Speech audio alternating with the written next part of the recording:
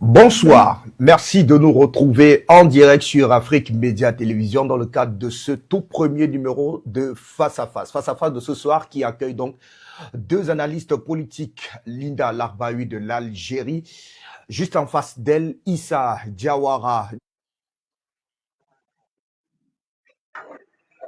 Mali ou alors entre l'Algérie et les pays de l'AES. Il faut dire donc que désormais les relations diplomatiques entre l'Algérie et le Mali connaissent une crise profonde exacerbée justement par des tensions militaires et même politiques on ne peut plus croissantes. La situation s'est détériorée depuis l'année 2025, après donc que l'Algérie a battu un drone malien près de Tinzaouaten, une zone frontalière stratégique entre les deux pays. Eh bien, depuis lors, c'est donc une véritable passe d'armes diplomatique que nous vivons. Alger qui a justifié cette action en affirmant que le drone avait violé son espace aérien. Réponse, le Mali, soutenu notamment par ses alliés du Burkina et du Niger, a rappelé ses ambassadeurs et interdit les vols en provenance d'Algérie. Cette crise qui s'inscrit effectivement dans le contexte de larges tensions entre les deux pays fait dire à plusieurs analystes politiques que la situation au cœur donc de cet espace serait de plus en plus critique et qu'il faudra très rapidement trouver un terrain d'entente entre ces deux pays qui partagent une très grande frontière. Nous voyons clair avec nos amis qui sont confortablement installés avec nous en multiplex. Lina Larbaoui, nous vous recevons. Bonsoir. Bonsoir à vous, bonsoir à votre invité, bonsoir à toute votre équipe et merci de m'avoir invité. Issa Diawara, bienvenue à vous. Recevez mes salutations. Je salue également toute l'équipe d'Afrique Média. Nous saluons toute l'Afrique libre, l'Afrique qui se bat pour se libérer des joues de l'impérialisme. Nous saluons également la grande sœur l'aînée Linda Larbaoui au passage. Merci. Nous espérons que ce débat sera des plus convivial. L'idée derrière est de pouvoir construire une vérité utile aux Africains afin de pouvoir tirer profit notamment de toutes les forces vives du continent africain afin que l'impérialisme soit véritablement vaincu une fois pour toutes, du moins si cela est possible sur le continent africain. Issa Diawara, je vous retrouve très rapidement pour planter le décor. Que s'est-il réellement passé le 1er avril 2025 à la frontière avec l'Algérie, précisément à Tinzaouaten? Le drone malien a-t-il réellement été abattu par l'Algérie? Effectivement, merci pour cette question. Je pense que le communiqué officiel des autorités du Mali est déjà une justification, une bonne réponse à votre question. Et ensuite, le communiqué officiel encore du Collège des chefs d'État de l'Est, également une réponse. Mais pour vous répondre davantage, pour répondre à cette question, je parle de trois angles de lecture. Premier angle qui consiste d'une analyse politique de la situation. Deuxième angle qui consiste d'une analyse technique de la situation. Et troisième angle qui consiste bien sûr, qui porte sur une analyse même opérationnelle, tactique de la faisabilité de l'abattage de ces drones maliens. Premièrement, l'analyse politique. Vous savez, le premier quoi c'est quoi? Quand le drone du Mali a été abattu, il y a eu d'abord la junte macronienne à travers son groupement qu'on appelle ici FLA. Les terroristes de FLA ont d'abord revendiqué, et ça s'est passé sur les médias propagande de la France, notamment France 24, que c'est les FLA qui auraient touché les drones. C'est la première info qui est donnée. Les FLA, c'est une coalition de groupes terroristes soutenus à la fois par l'Algérie et par la France. Les FLA, une coalition des terroristes algéro-françaises, est le premier groupe à revendiquer l'abattage de ces drones. Deuxièmement, l'Algérie, le ministère de la Défense de l'Algérie fait un communiqué pour dire qu'ils ont abattu un drone provenant d'un pays étranger, sans préciser la provenance du drone. Ça, c'est la deuxième information qui est sortie. Jusque-là, le Mali n'a pas communiqué. Le Mali n'a pas, tout ce que le Mali a dit, après que un drone du Mali a été touché, a été abattu dans l'espace aérien du Mali et qu'une enquête était en cours pour comprendre qui avait abattu ce drone. Ce qui fait que, à conclusion de l'enquête du Mali, et le Burkina et le Niger ont agi ensemble montrant directement des doigts l'Algérie comme principal coupable d'avoir abattu ces drones dans l'espace aérien du Mali. Et après, nous avons un communiqué de l'Algérie. Nous ne savons pas, moi à présent, je ne sais pas si c'est des diplômes qui ont rédigé ce communiqué ou si ce sont des militaires aigris au niveau de l'armée algérienne. Parce qu'un communiqué officiel où on traite les autorités du Mali de clics, c'est vraiment insultant. Il n'y a plus de respect en matière diplomatique. Donc, un communiqué où plutôt on s'est attardé sur des situations internes au Mali, au lieu de prouver que l'Algérie n'a pas abattu les drones dans l'espace aérien du Mali, c'était plutôt des invectives, des mots beaucoup plus durs contre les autorités du Mali et contre les autorités de l'AES. Ça, c'est un peu l'analyse politique pour planter les décors. Sur le plan technique, l'Algérie a divagué. Dans un premier communiqué, Alger dit que le drone a pénétré dans son espace aérien de 2 km et que le drone a été abattu à ce niveau. Mais plus tard, Alger revient pour dire que non, le drone a été abattu après une pénétration de 1,6 km. Qu'est-ce qui est vrai dans ça? Bon, on prend les trucs parce que Alger s'est rendu compte.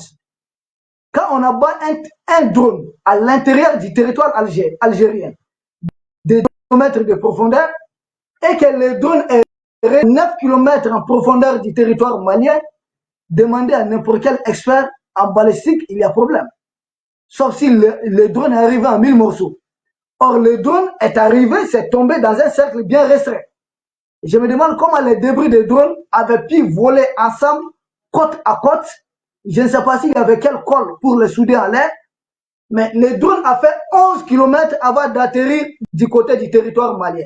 Parce que 2 km du côté algérien, plus les 9 km du côté du Mali. Et là encore, où est-ce que le drone a été abattu? L'armée malienne dit qu'on était en train de surveiller des terroristes qui étaient en mouvement dans la localité de Tinzaouaten au Mali. Cette localité est effectivement à 9 km de la frontière algérienne. Ce n'est pas parti à 2, comme j'ai écouté plusieurs fois la grande sœur Linda dit. Non, il y a 9 km entre Tinzaouaten, Mali et la frontière algérienne. Donc les drones abattus retrouvés 9 km en territoire malien correspond effectivement à l'espace aérien de Tinzaouaten et à une position où les drones étaient sur le point de finir avec les terroristes les plus recherchés, dont les Iyad Ali. Bon, ça c'est un peu l'aspect technique. Pour aller maintenant dans l'aspect un peu opérationnel, le Mali a fourni les coordonnées des drones, de ces drones, les coordonnées géographiques. Mais Alger a dit tout simplement que ces coordonnées se trouvaient dans les bases de données de son armée, une façon de dire que pour le moment c'est secret défense. Nous n'avons pas accès aux données de l'Algérie, d'où la plainte du Mali au niveau international. Autre chose encore, sur le plan opérationnel, Alger a laissé entendre que le drone du Mali avait pris une trajectoire offensive, c'est-à-dire que le drone était en train de viser sans doute des cibles en Algérie. De l'indépendance du Mali, de l'indépendance de la... jusqu'à présent, en 2025, ce jour 29 avril 2025, l'armée malienne n'a jamais effectué une seule frappe en territoire algérien.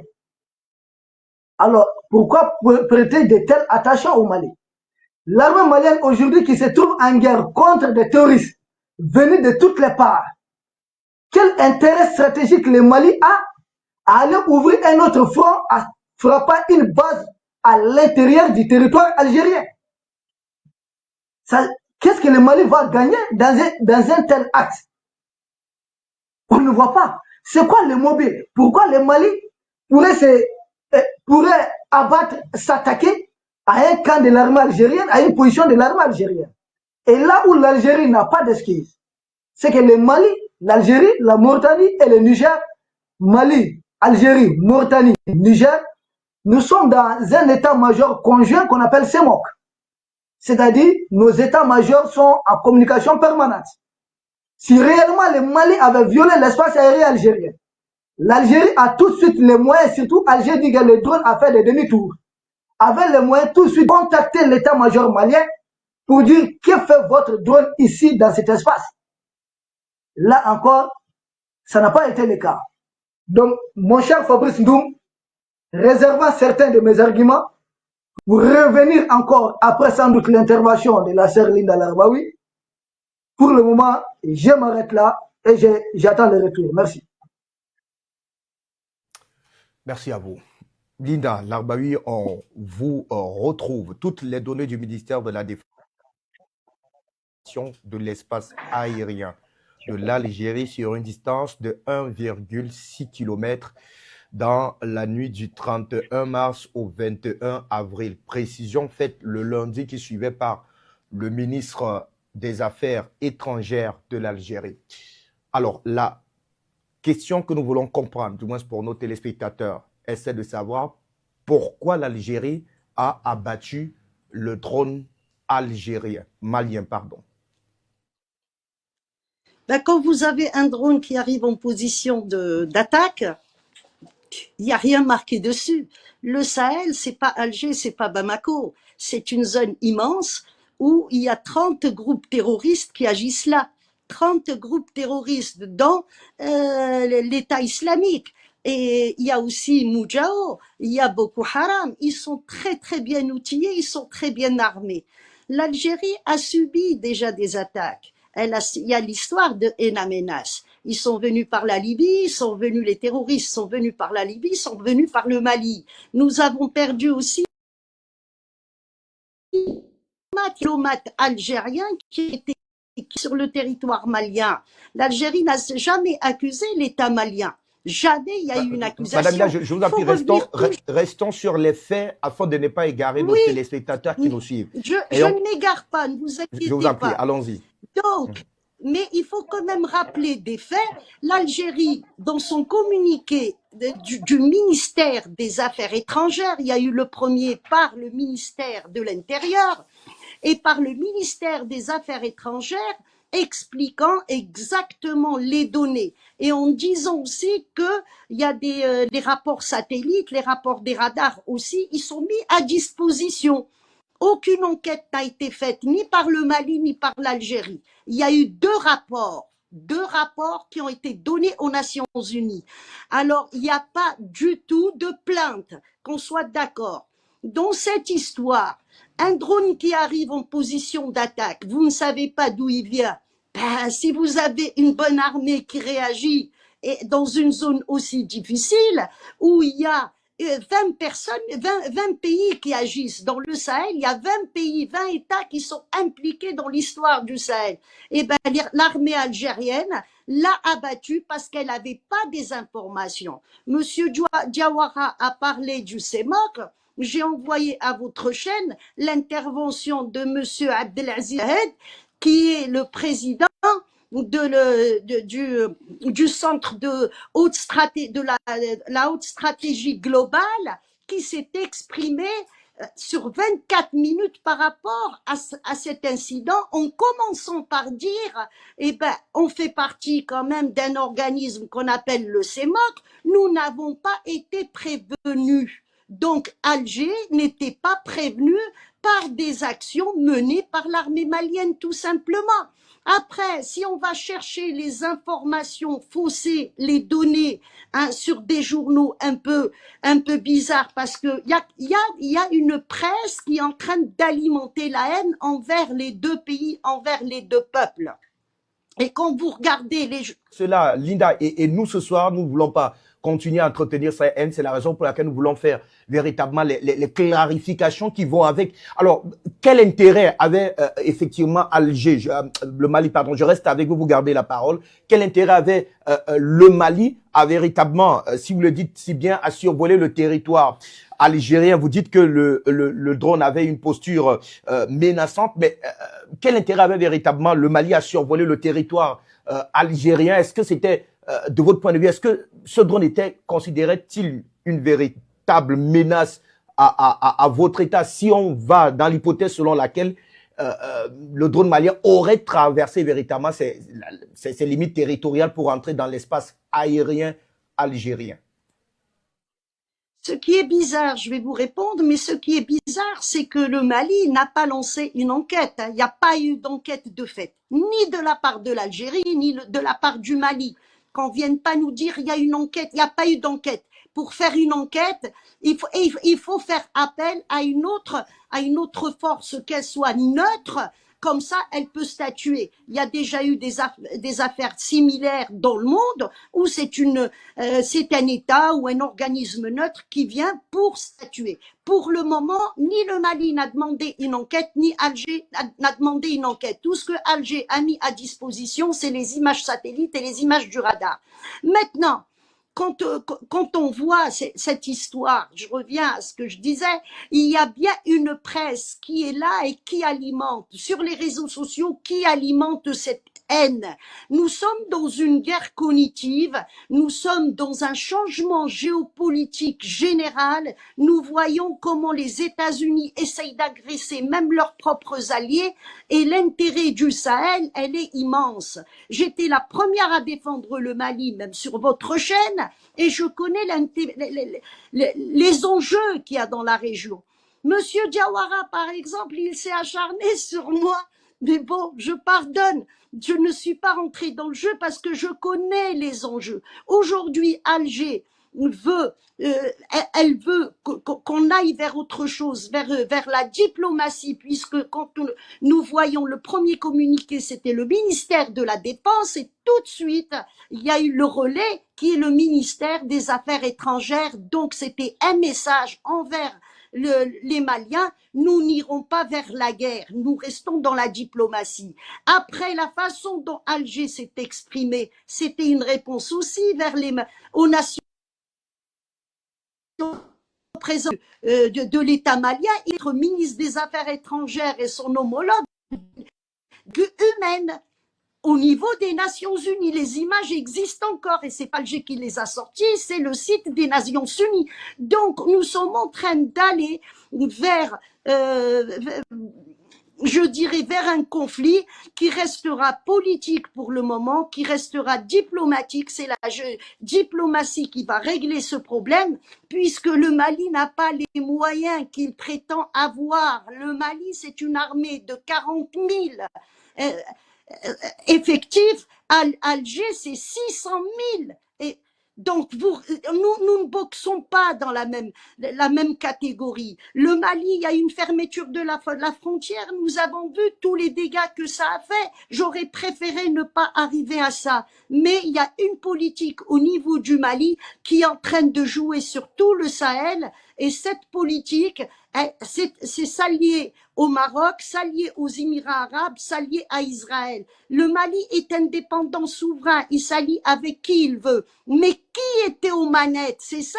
Qui était aux manettes des drones? Ce n'étaient pas des Maliens. Aujourd'hui, nous sommes dans une guerre 6e génération et dans du matériel informatique très perfectionné. Donc, on a besoin, pour un Sukhoi 57, un Sukhoi 30, c'est des ingénieurs qui pilotent, ce ne sont plus des pilotes. Il faut avoir une formation bien précise pour pouvoir piloter les drones. Et ce n'était pas des Maliens. Et ça, c'est une information juste. C'est la seule chose que je vous ai pas envoyée, je vous l'enverrai.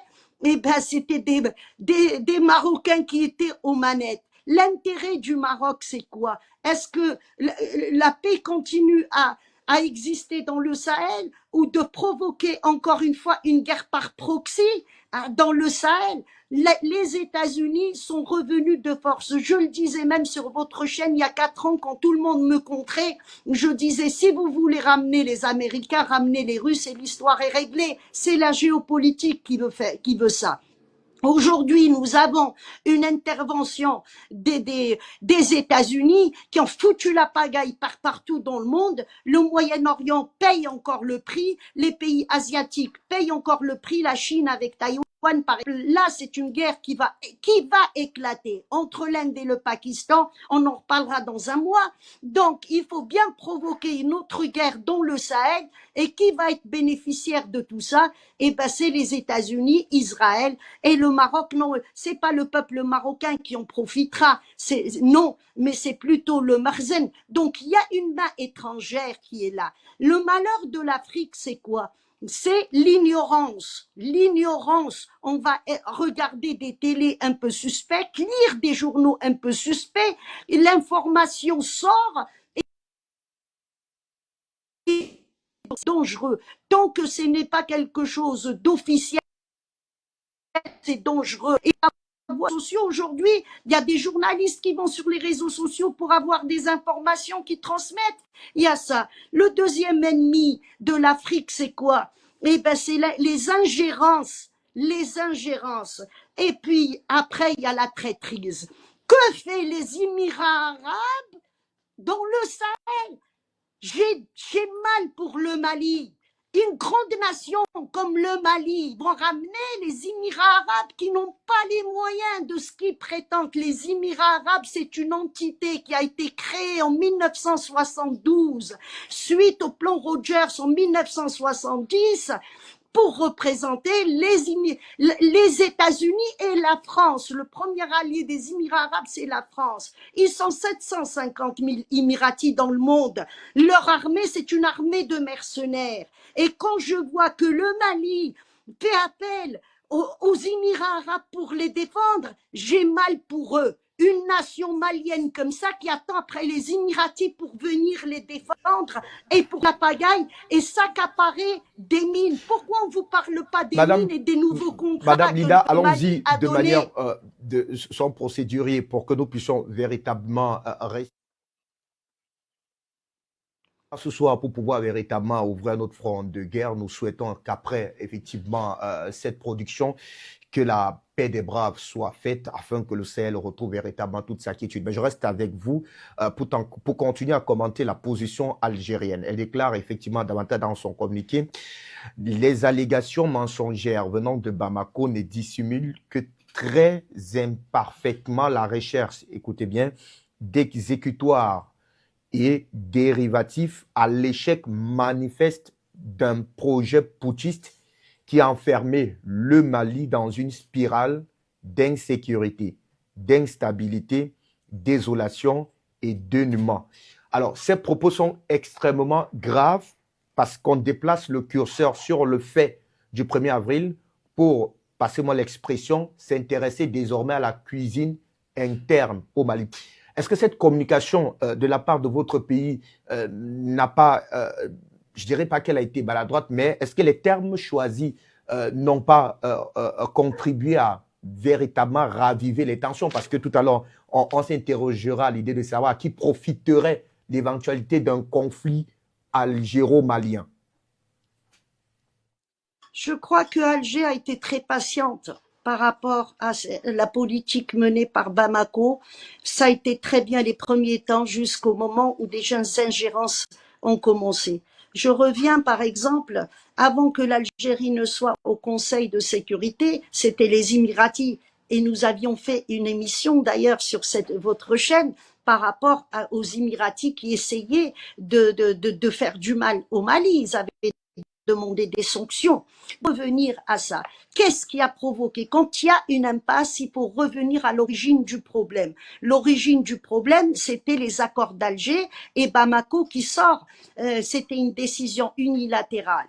Et on a entendu les accords d'Alger pour balkaniser, pour ceci, pour cela. Alger voulait séparer le Mali. Tout le monde a débattu sur ce sujet, mais personne ne nous a lu les accords d'Alger. Je vais vous lire juste le premier article des accords d'Alger. Respect de l'unité nationale, de l'intégrité territoriale et de la souveraineté de l'État du Mali ainsi que de sa forme républicaine et son caractère laïque. Le caractère laïque minoritaire. L'article nous explique tout. Alors que Alger s'est retrouvé être accusé à vouloir séparer pareil. Et les accords d'Alger se sont faits à Alger, mais c'était fait par l'ONU et par l'Union africaine. Ce n'est pas Alger qui les a faits.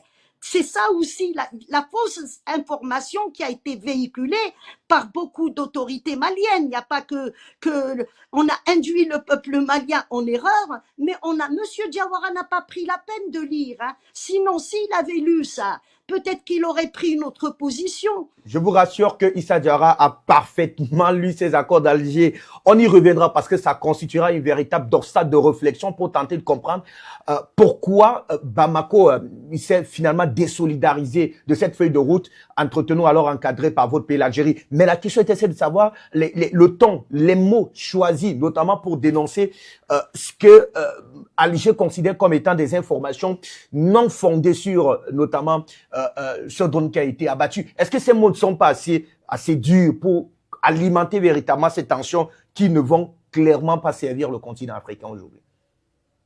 Peut-être que les mots sont durs pour réveiller nos frères maliens.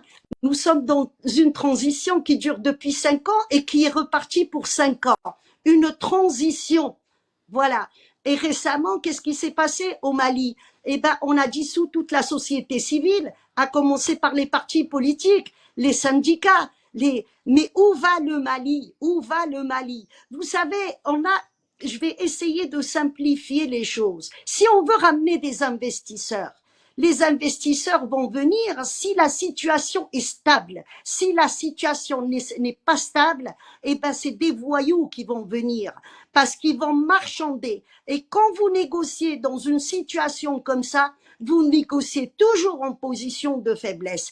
Qui va vouloir venir investir au Mali, sachant qu'il y a des militaires au pouvoir? Regardez, prenez exemple et apprenez de l'histoire. Qu'est-ce qui se passe en Égypte, par exemple, depuis 1952, ce sont des militaires qui sont en place.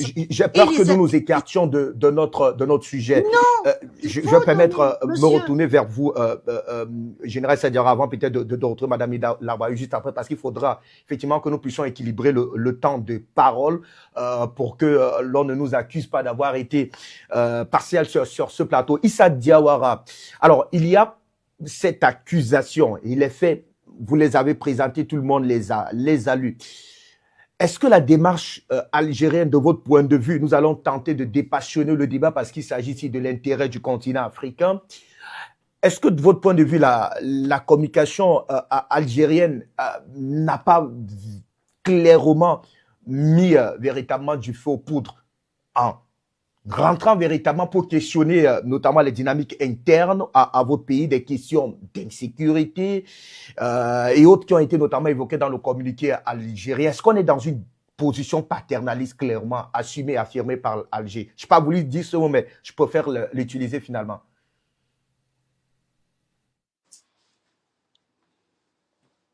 Merci. Je dois dire simplement à la grande sœur Linda, loin de moi l'idée de m'acharner sur une grande sœur, ce n'est pas de la valeur africaine, mais les vérités doivent être établies, telles que pour permettre au peuple d'Afrique de comprendre réellement ce qui se passe.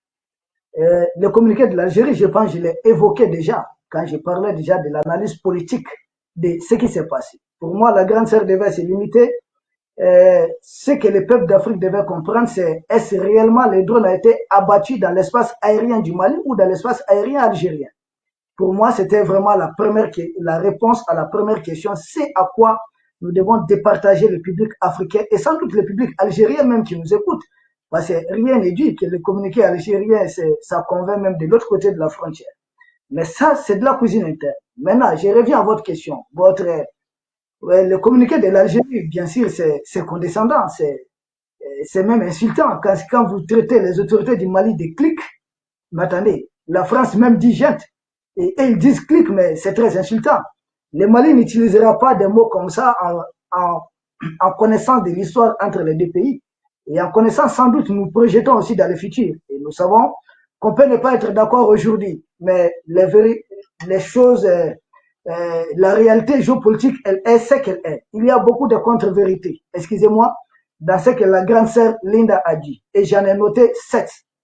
Premièrement, quand elle dit que le drone avait pris une position d'attaque et que l'armée algérienne avait abattu les drones parce que l'armée algérienne n'avait pas d'informations, mais ignorait toute de la provenance de ces drones. Je renvoie à la grande sœur Linda au communiqué de l'Algérie, ce qui est contradictoire, sa réponse. Pourquoi?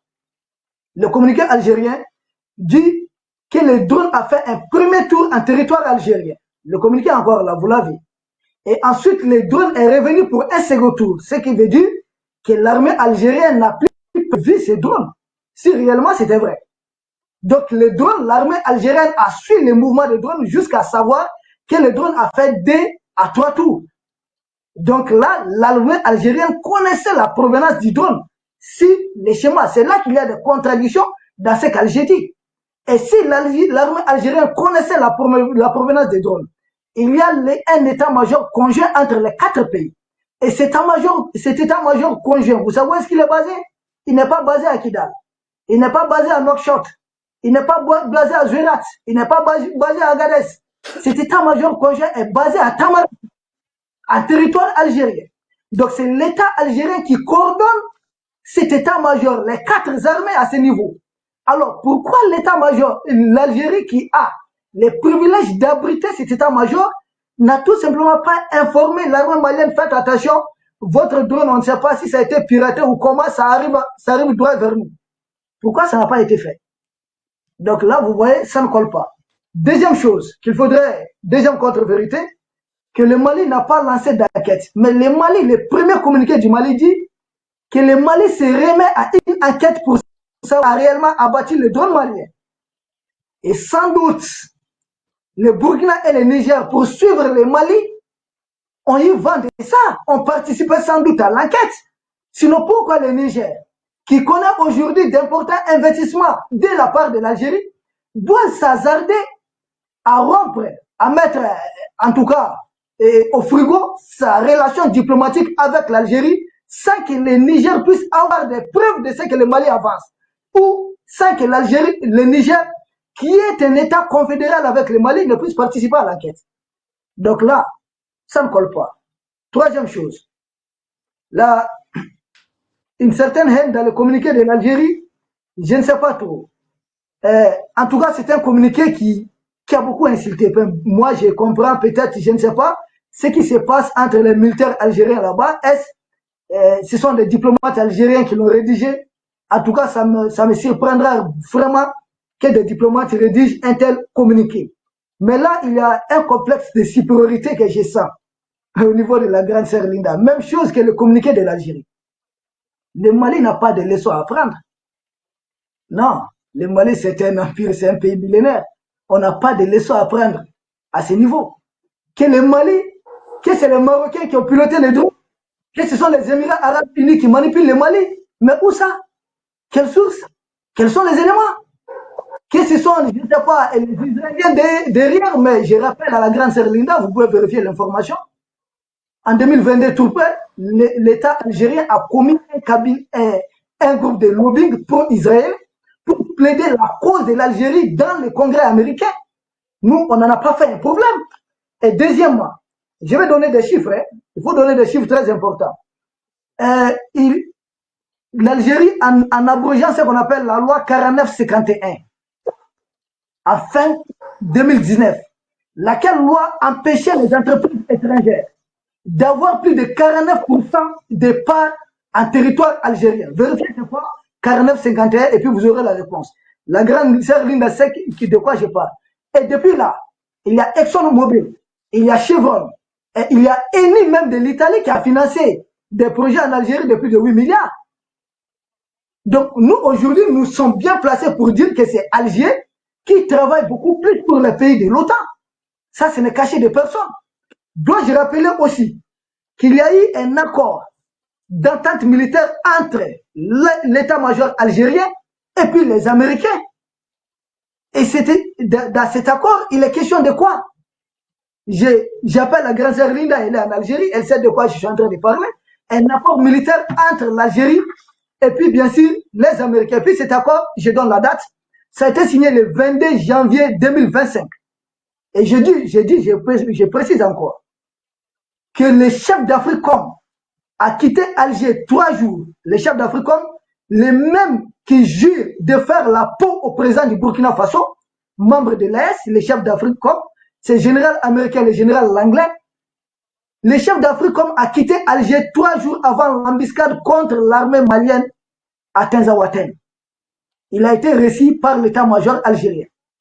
Alors, qui collabore beaucoup plus avec les Israéliens et les Américains? La question, elle est sur la table. C'est facile d'accuser les autres.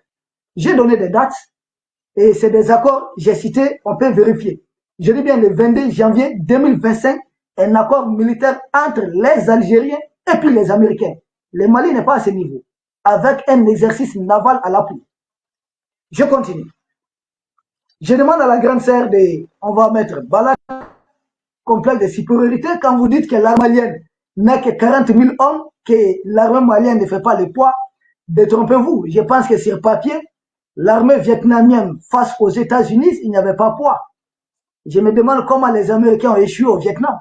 Et je ne pense pas que les Algériens ont la puissance de frappe des Américains, qui disposaient de tout, des armes chimiques, toutes les armes, contre les Vietnamiens. Alors, comment est-ce que les Américains ont échoué? Il n'y a aucune armée au monde qui puisse vaincre un peuple déterminé. Ça n'existe pas. Donc, dire que l'armée malienne a 40 000 hommes, c'est ce qu'on vous présente. Et aller jusqu'à dire que c'est des Marocains qui pilotent des drones de combat du Mali, mais c'est très insultant. Les Mali, comment des officiers maliens ne savent pas piloter les simples drones? Madame, sortez dans ça, descendez un peu. Un drone acheté aux Turcs, et ce sont les Marocains qui vont piloter ça à lieu et place.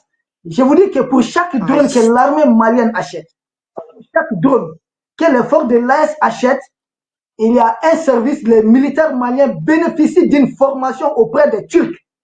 Ce sont nos militaires qui pilotent tous les drones que nous achetons aux Turcs, premièrement. Deuxièmement, les avions que nous achetons aux Russes, ce sont des militaires maliens qui pilotent tous ces avions. Hier, tout simplement, nos militaires qui, à la commande des SU, ont pilonné des terroristes. On a envoyé des centaines de terroristes en enfer dans la localité de Sebabou et environ, vers la forêt de Baoulé. Donc, ce sont les militaires maliens qui sont à la commande, pas des Marocains. Si vous avez des problèmes avec les Marocains, allez régler ça avec les Marocains. Si vous avez des problèmes avec les Émirats Arabes Unis, allez régler ça avec les Émirats Arabes Unis. Pour nous, que ce soit Algérie, les Émirats Arabes Unis, Québec, Qatar, vous êtes tous une partie du problème. C'est comme ça que nous voyons les choses. Nous n'avons pas à dédouaner quelqu'un. Dans ce qui se passe, c'est nous qui sommes agressés. C'est nous qui sommes les pays agressés. C'est le Mali qui compte ses enfants, ses victimes, par centaines, par milliers. Et lesquels groupes vous dites que le Mali s'est retiré de l'accord d'Alger de façon unilatérale? Vous venez de répéter le même discours que le ministre des Affaires étrangères de l'Algérie. Il n'y a pas longtemps. Il a reproché deux choses au Mali. Que le Mali n'a pas le droit la question des accords d'Alger, je crois qu'on va y revenir de fond en comble. Nous devons tout d'abord tenter d'évacuer la question liée à ce drone abattu. A-t-il été abattu, oui ou non, par l'Algérie? Le drone malien a-t-il traversé ses limites territoriales, oui ou non? Nous devons d'abord établir ces faits avant de rentrer véritablement sur ces dossiers sous-jacents qui portent véritablement aujourd'hui ces frustrations. Alors ces guéguerres que nous vivons entre l'Algérie et le Mali, vous chutez parce que votre temps de parole arrive déjà à son thème. On retrouve Madame Dida Larbaoui juste après, mon général.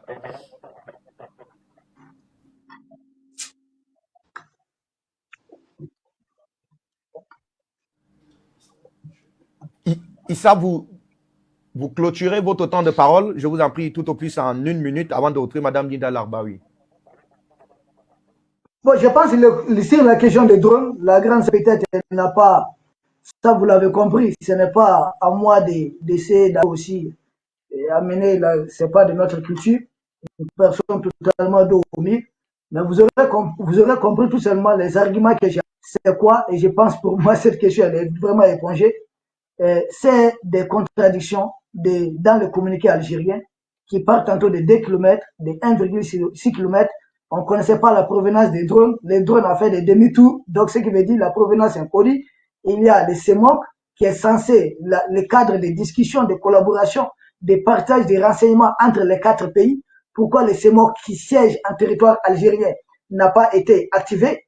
Donc ça, c'est entre autres pourquoi les drones qui seraient à l'intérieur du territoire algérien techniquement doivent parcourir 11 km après avoir été abattus pour tomber en territoire malien. J'ai dit même un avion qui vient d'être abattu par un missile. Je ne pense pas que l'avion, avec tout son poids, pourra faire aussi telle trajectoire. Si un drone déjà abattu par un missile devait faire tout cela, ça veut dire qu'on allait retrouver des pièces éparpillées un peu partout dans les déserts du Mali. Donc, concrètement aussi, quel intérêt stratégique le Mali a à envoyer passer un drone qui fait un premier tour? Un deuxième tour, ça montre que c'est un drone qui est contrôlé. Alors, quel intérêt le Mali a un drone en prenant une position offensive? Quel est l'intérêt stratégique du Mali à attaquer militairement l'Algérie en territoire algérien? Comme la grande sœur Lina même dit, elle laisse entendre que le Mali ne fait pas le poids. Le Mali a d'autres chats à fouiller. Quel est l'intérêt stratégique du Mali? Le Mali avait tout intérêt à mettre cette réunion des terroristes et c'est que le Mali a été empêché de neutraliser les terroristes. Et cela se confirme dans les propos du ministre des Affaires étrangères de l'Algérie qui dit que le Mali ne doit pas considérer les terroristes de FLA comme des terroristes. Et la diplomatie française a le même discours, la diplomatie algérienne a le même discours. C'est à nous, Maliens, de dire qui est terroriste et qui ne l'est pas en territoire malien et non à quelqu'un d'autre. Merci. Madame Blinda, je vous retrouve. Je voudrais vraiment que nous puissions être assez rigoureux par rapport à cette feuille de route que nous sommes imposés dans le cadre de cette émission. Je voudrais pas permettre effectivement qu'il y ait des fous fuyants, mais que nous puissions véritablement affronter la vérité en face. Rassurez-vous, vous n'êtes pas responsable directement de ceux qui ont abattu ou non le drone malien, mais nous voulons restituer les faits afin que cela puisse véritablement servir à nos dirigeants pour qu'on puisse véritablement trouver un compromis. Je vais chuter je vais rentrer, vous poser la question par la chute du général Issa Diawara. Vous avez évoqué effectivement, vous l'avez dit, le drone avait une position d'attaque.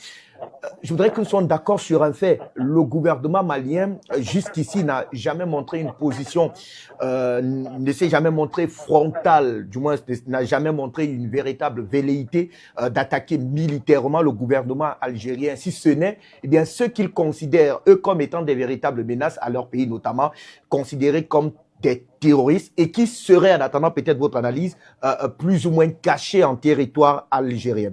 Alors, si nous partons sur cette hypothèse, un drone malien qui traverserait donc les limites territoriales de l'Algérie, les frontières aériennes algériennes pour se retrouver sur le territoire algérien. Pourquoi est-ce que le gouvernement malien n'a-t-il pas interpellé d'abord le gouvernement malien sur cette erreur, du moins cette manœuvre militaire qui aurait finalement violé le territoire aérien d'un autre pays? Pourquoi avoir décidé de détruire systématiquement ce drone alors que du côté malien on dit qu'on était dans une mission de ratissage, mais surtout on voulait mettre le grappin sur des mouvements terroristes, notamment certains leaders qui seraient, je dis encore conditionnel, recroquevillés du côté de l'Algérie?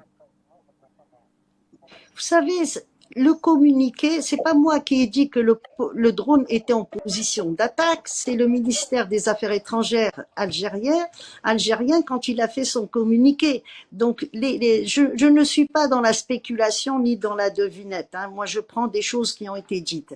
Maintenant, quand il y a eu la guerre en Ukraine, on a vu comment agissent les drones quand ils sont en position d'attaque. Ils vont très très vite. Si vous avez un drone qui est en position d'attaque, donc c'est aux Maliens de répondre pourquoi ils n'ont pas averti l'Algérie qu'ils étaient en opération. Et ça a été dit par le Abdelaziz Mjahed qui connaît très très bien le dossier et qui le suit. Maintenant, par rapport à la spéculation, tant qu'il n'y a pas eu d'enquête de fait, nous allons nous arrêter aux déclarations qui ont été faites. Moi, je ne suis pas physicienne, je ne connais pas la loi de la physique et je ne sais pas où le drone est descendu.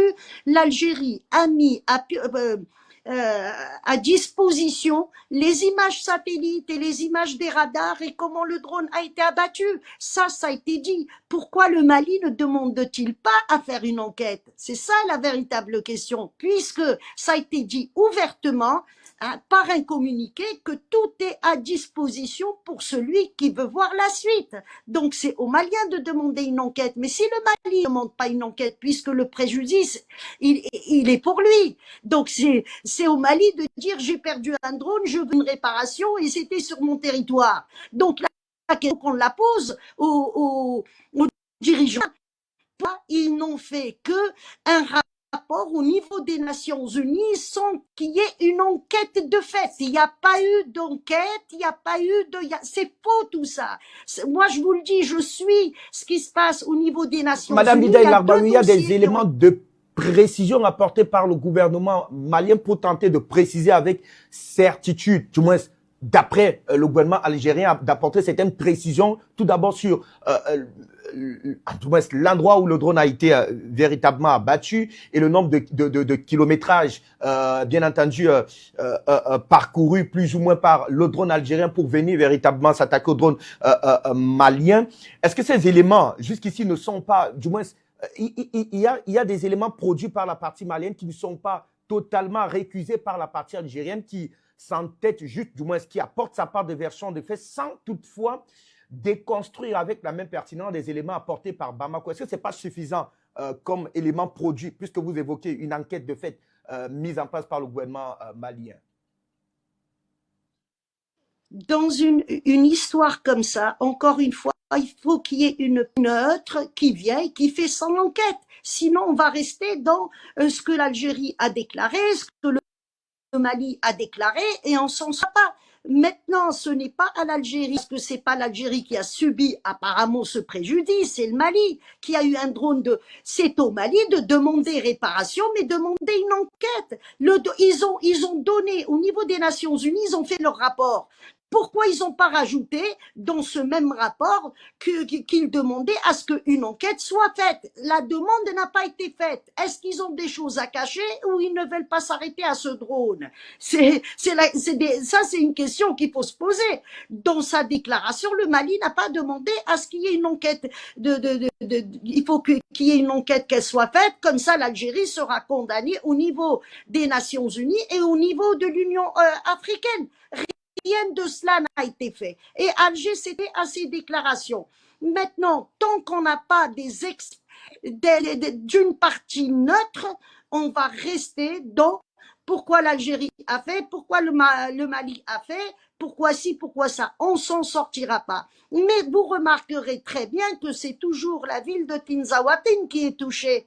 Pourquoi la ville de Tinzaouatine? Pour impliquer l'Algérie dans une histoire de conflit militaire. Tinzaouatine, c'est la même ville qui est coupée en deux.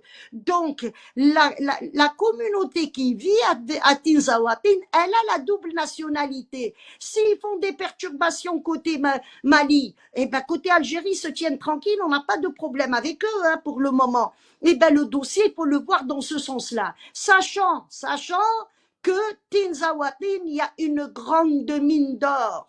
Et là, je reviens aux Émirats arabes et les accords qu'ils ont eus. C'est la plus grande mine d'or dans la région. Il y a un enjeu stratégique.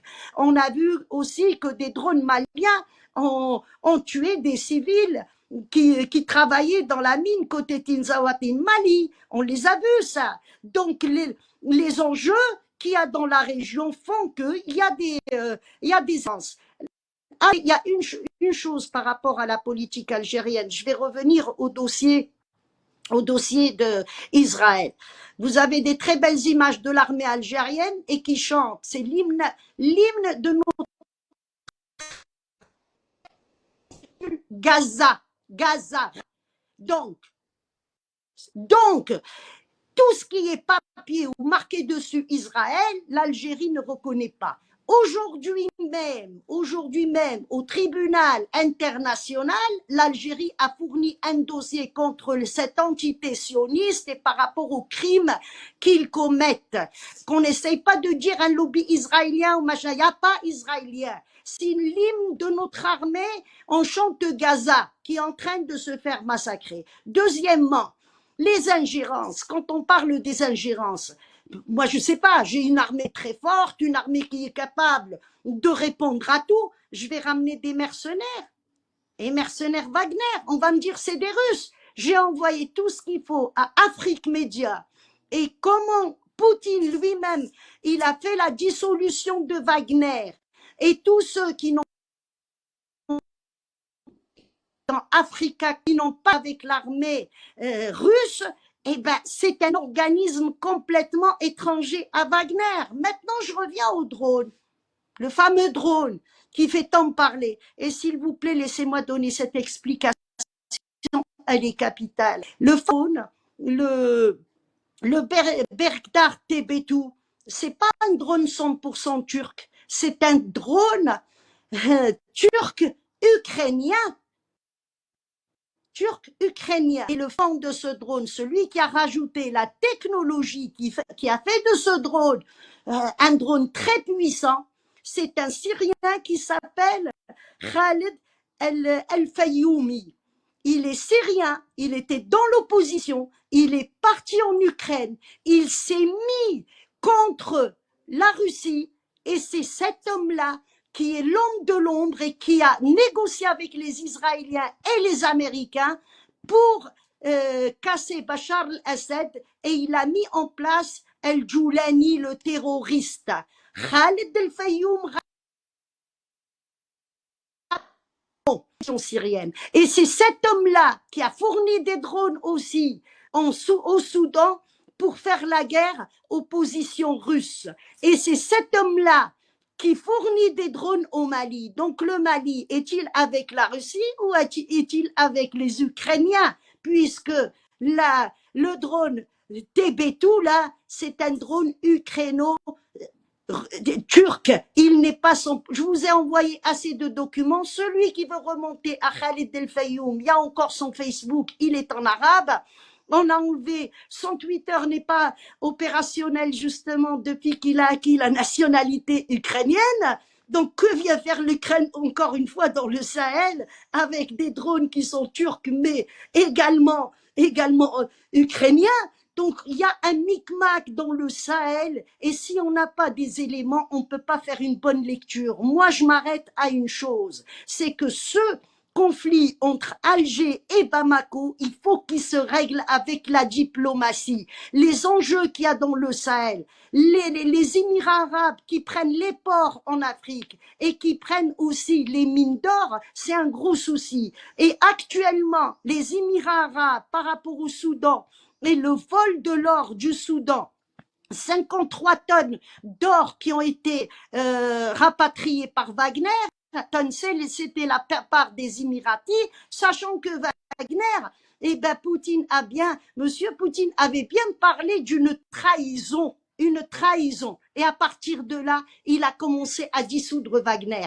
Le Burkina Faso a des accords avec Africa Corp. Le Mali a des accords avec Wagner encore, qui ne dépendent plus de la Russie et qui vivent grâce aux Émirats arabes. Mais toutes ces informations, on veut les cacher. On va me parler de l'Algérie qui a des rapports avec Israël et pas Israël. Nous sommes dans une guerre cognitive. Il faut faire attention à l'information. Moi, l'information, je vais à la source et j'essaye d'avoir vraiment des choses à apporter à l'Afrique.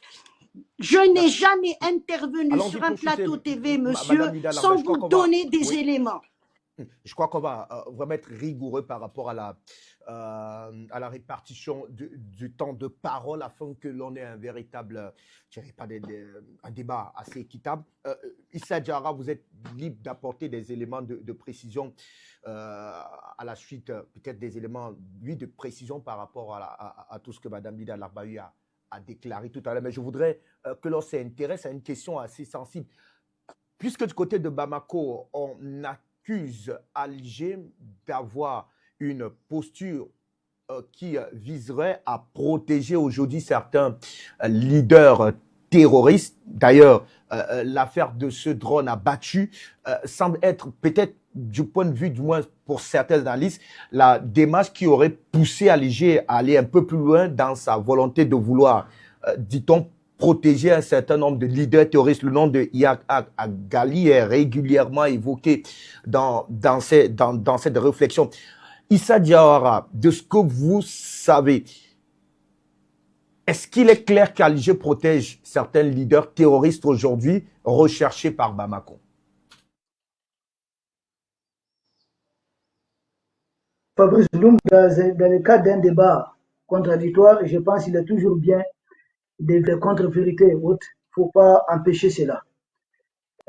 Ceci étant, je vais à votre question. Mais permettez-moi, j'ai relevé 6 choses.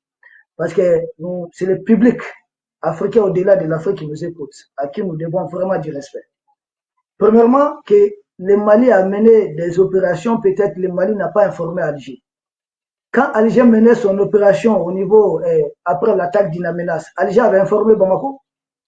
Depuis quand pour mener une opération en territoire malien, il faudrait préalablement informer l'Algérie, sinon l'Algérie va abattre notre propre drone dans notre espace aérien. Mais c'est insultant. Premier point. Deuxième point, que le Mali n'a mené aucune enquête. Je rappelle à Mme Linda Larbaoui que le 7 avril 2025, que le Mali a porté plainte devant le Conseil de sécurité des Nations Unies, qui parle de porter plainte par d'éléments d'enquête. C'est à la base des éléments d'enquête menés par le Mali. Maintenant, je comprends qu'elle ne veut pas reconnaître au Mali, elle ne veut pas reconnaître l'enquête menée par le Mali, et laquelle enquête a permis au Burkina et au Niger de se joindre au Mali sur le front diplomatique. Et ce sont les mêmes résultats d'enquête qui ont permis au Mali de saisir tout de suite le Conseil de sécurité des Nations Unies contre l'attitude, cette agression de l'État algérien. Elle peut vérifier, je donne chaque fois des dates à l'appui. J'ai dit à Mme Linda Larbaoui que le 22 janvier 2025, que l'Algérie a signé un mémorandum d'entente avec l'armée américaine, notamment avec le général Michael Langley qui veut faire la peau aux dirigeants de l'AES. Ça aussi, elle peut vérifier. Au-delà de ça, les drones maliens, elle sort encore un argument tenu d'abord par certains mercenaires politiques du Mali exilés en France, dont M. Oumar Mariko qui a même écrit à la Turquie de ne pas vendre des drones au Mali. Que le Mali utilise ces drones pour tuer des civils. Qui est derrière Mariko? C'est la France. Il est à cheval chaque fois entre Abidjan, Abuja et puis Paris. Donc, il est connu de tout le monde. Premier argument venant d'Oumar Mariko. Deuxième argument, M. Michael Langley tient le même discours. Troisième argument, Emmanuel Macron tient le même discours. Quatrième argument, les officiels algériens tiennent le même discours que le Mali est en train de tuer des civils au Mali. Mais depuis quand une armée professionnelle comme l'armée malienne qui mène des opérations, c'est des gens de notre pays qui disent que c'est le Mali en train de tuer des civils. Une façon de rabaisser, une façon de masquer toutes les victoires engagées par l'armée malienne en territoire. Le seul fait pour les ressortissants de notre pays ou pour un officiel de notre pays de dire que des opérations menées au Mali par l'armée malienne, c'est des opérations de crimes contre des civils maliens, c'est un acte condescendant. C'est ce qu'on appelle une ingérence en diplomatie. Et je pense que la grande sœur Linda, elle a beaucoup lu pour savoir ça. Un autre élément avancé, que c'est Wagner, l'armée malienne aussi forte, amène Wagner et autres. Je dois tout simplement rappeler à Mme Linda que ce comportement de la junte française qu'elle est en train de répéter, ce discours de la junte française qu'elle est en train de tenir ici, parce qu'il faudrait faire passer tous les alliés militaires du Mali pour des mercenaires. Nous connaissons ces logiciels. Je ne connais pas un seul pays qui a fait sa guerre sans des alliés en tant que tel. Quand Alger faisait sa guerre, il y avait des Marocains, des Maliens. Vous ne pouvez pas nier. Le Mali, d'une manière ou d'une autre, vous et moi, ma grande sœur Linda, on a déjà échangé cela en privé, que votre parent vous aurait dit cela, que le Mali de Modibo Keïta a vraiment aidé l'Algérie dans sa guerre d'indépendance. Alors, à l'époque, le Mali, c'était du mercenariat. Et dit quel pays? La Russie qui a fait la guerre, l'autre jour, en train de féliciter les Nord-Coréens pour leur participation. C'est parce que les Russes sont faibles. L'armée algérienne est plus forte que les Russes. L'État malien a des relations avec l'armée, avec l'État russe. D'où l'achat massif des avions russes et des technologies de guerre russes. Si c'était avec simplement des simples mercenaires de la Russie, pourquoi la Russie va nous vendre des avions jusqu'à des Su-25, des Su-24, des MiG-27, des MiG-29? Pourquoi nous vendre des de telles technologies si c'est des mercenaires non contrôlés qui doivent s'en servir? Ça n'a aucun sens.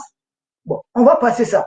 Ça, c'est l'argument tenu aussi par l'ancien président du Ghana, Nana Akufo-Addo. Emmanuel Macron a les mêmes discours. Ils ont tous les mêmes discours. Tous ceux qui travaillent pour les impérialistes acquisent l'armée malienne, non pas d'avoir des alliés, mais des mercenaires. Mais nous comprenons cette communication en géopolitique aussi.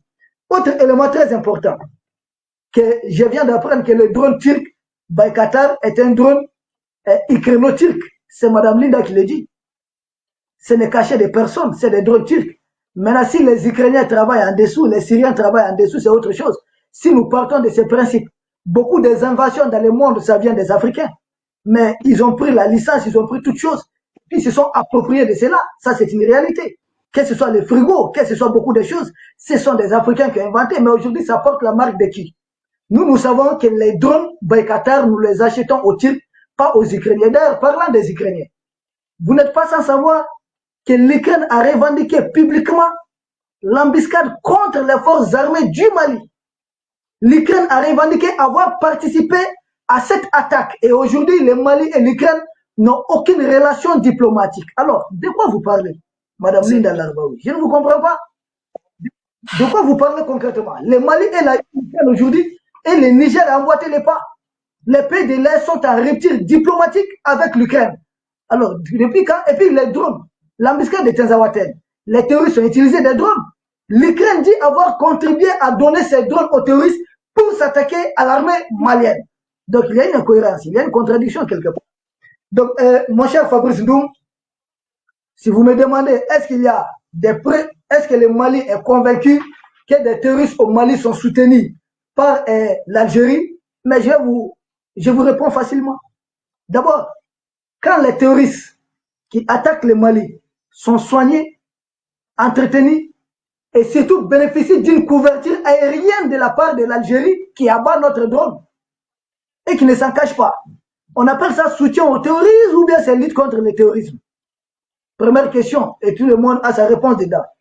Quand Alger convoque les notables du Nord, un d'entre eux, je l'ai rencontré, en 2012 pour leur demander de se joindre à Iyad Agali et de prendre l'indépendance totale du nord du Mali.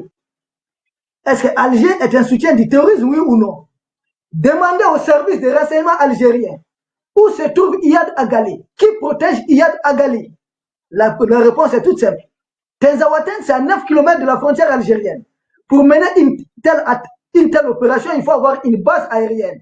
Il n'y a ni la Mauritanie proche de cet endroit, ni le Niger. Alors, de quel territoire les terroristes opèrent contre le Mali? Là encore, la réponse, tout le monde en sait quelque chose. Quand Alger va à l'ONU et accuser le Mali de tuer des civils en territoire malien, or le Mali est en train de tuer des terroristes, quand Alger est en train de transformer des morts terroristes en morts civils, on appelle ça comment? Ce n'est pas soutien aux terroristes? J'ai pas fini. Quand Alger avait refusé, j'ai entendu beaucoup de trolls algériens dire que Alger a refusé que son espace aérien soit utilisé contre le Mali. J'ai dit, mais c'est faux. L'opération Serval de l'époque, ce n'était pas contre le Mali, mais contre des groupes terroristes soutenus par Alger. Alger a refusé une intervention parce que pourquoi? Le nord du Mali en 2012 avait été occupé par 3 principaux groupes. C'est AQMI, Al-Qaïda au Maghreb islamique, c'est Moudjaou, et puis c'est MNLA. Ce sont les 3 principaux groupes qui ont occupé le nord du Mali. Le 4e, c'est Ansardine. Ansardine, pour chef Iyad Agali, qui se trouve où aujourd'hui? Dites-vous, où se trouve Imam Diko aujourd'hui? Où se trouve Bilal Al-Sherif? Où se trouve Al-Gabas?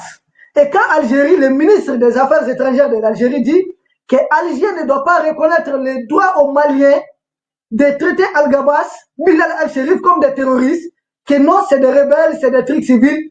Mais attendez, qui est Alger pour nous dire qui est terroriste au Mali et qui ne l'est pas? Qui est terroriste au Mali, qui ne l'est pas?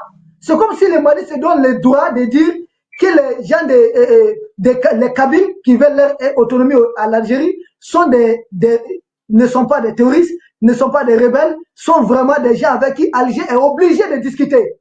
Qui est Alger pour nous imposer cela? Ça ne colle pas. Elle a parlé d'accord d'Alger. Je vous prie d'organiser un autre débat uniquement sur l'accord d'Alger, tellement c'est profond, je ne vais pas revenir. Je vous montrerai que l'accord d'Alger est un arrangement entre la France et l'Algérie. On va y dire un mot notamment autour de certaines dispositions de ces accords d'Alger. Rassurez-vous, on y reviendra. Lida Labaoui, je vous retrouve. Pourquoi l'Algérie a difficilement, ou alors coopère difficilement avec le Mali quand il s'agit effectivement de livrer ce que Bamako considère comme étant des ennemis, du moins considère comme étant des terroristes. On a parlé du cas Agali. Est-ce qu'il est, de ce que vous savez, est-ce qu'il se trouve actuellement en territoire algérien? Vous savez, ce sont des accusations, mais jamais une preuve n'a été apportée. J'ai entendu encore cette semaine des gens débattre, par exemple, sur Mokhtar Ben. Ben Mokhtar est mort depuis 2016, abattu par l'armée algérienne. Mais les gens débattent encore sur ce sujet et il est encore dans le Sahara algérien alors qu'il est décédé. Réellement, il est décédé. Concernant Lied Agrali, ce n'était pas l'homme de l'Algérie, c'était l'homme de Kadhafi. Les Maliens le savent très bien. Donc, c'est pas l'homme de l'Algérie. C'est pas l'Algérie qui a fabriqué Lied Agrali. Hein. Voilà. Concernant l'imam Dicko n'est pas répertorié restons sur Agali. Agali. La question c'est où se trouve-t-il? Puisque Alger considère qu'il se trouve, du moins Bamako considère qu'il se trouve en Algérie et qu'ils veulent tout faire pour l'attraper, ce que ne faciliterait pas le gouvernement algérien, d'où les accusations de Bamako qui pensent aujourd'hui que Alger protégerait les terroristes maliens. Quand Alger fait des déclarations, elle apporte des preuves. Mais quand Bamako fait des déclarations, il n'y a aucun. Eh bien, qu'il fasse un dossier au niveau de l'ONU accusant l'Algérie de terrorisme. Qu'ils le fassent. Je les encourage à le faire. Moi, je les encourage. Est-ce qu'ils ont des preuves à apporter? Comme ça va arrêter toute discussion concernant on accuse. Qu'est-ce qui se passe avec les Touaregs dans le Nord Mali? Les Touaregs, ce sont des Maliens. Et le non-dit, c'est quoi? C'est que le Bamako est rentré dans une guerre civile. Nous sommes contre des Maliens avec des drones. Ce que M. Diawara a parlé par rapport aux civils qui sont morts, ce n'est pas Alger qui a fait le dossier, c'est les Nations Unies. Il y a un dossier des Nations Unies. Je vous ai envoyé le rapport tout à l'heure. C'est les Nations Unies qui accusent Bamako de crimes contre l'humanité. Ce n'est pas Alger. Et les rapports de l'ONU